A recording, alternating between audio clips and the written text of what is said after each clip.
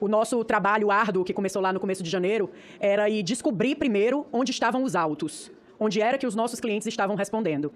E aí a gente chegava no STF e não tinha notícias. Você tinha que protocolar uma peça com o nome do seu cliente, dizendo que queria acesso, o mais irrestrito acesso aos autos que constasse aquela pessoa.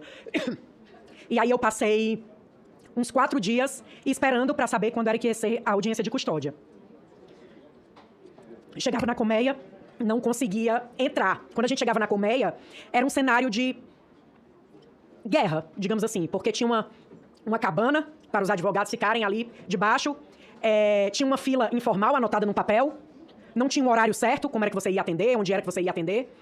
E aí, graças aos advogados particulares que estão aqui hoje, que a gente não tem um silêncio perpétuo. Porque, segundo o ministro, quando visitou as nossas assistidas lá na colmeia, ele disse que se elas estivessem com defensoria pública, elas já estariam soltas.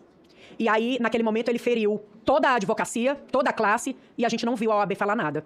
Mas continuamos lutando, porque o nosso trabalho é lutar e dar voz a esse pessoal que está calado, amordaçado lá dentro. Vimos juízes que foram delegados para fazer aquele ato, e no caso da minha assistida, o juiz lia um script, ele nem decorou, ele lia mesmo. Estou aqui delegado pelo ministro Alexandre de Moraes, etc.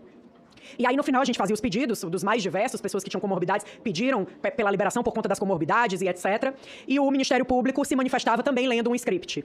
A gente teve caso, e aí eu também tenho como provar, como disse a doutora Gabriela, que o Ministério Público nem sequer leu. Ele botou um vídeo que ele gravou sobre a fala dele.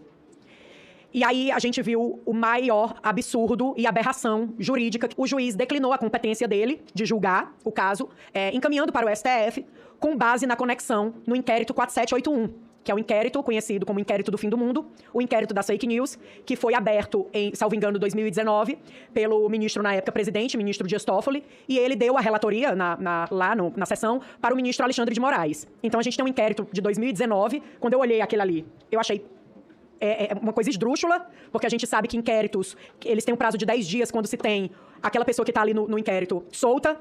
Não, prazo de 10 dias para quando se tem a pessoa presa e 30 dias para quando se tem solta. E a gente tem um inquérito desde 2019.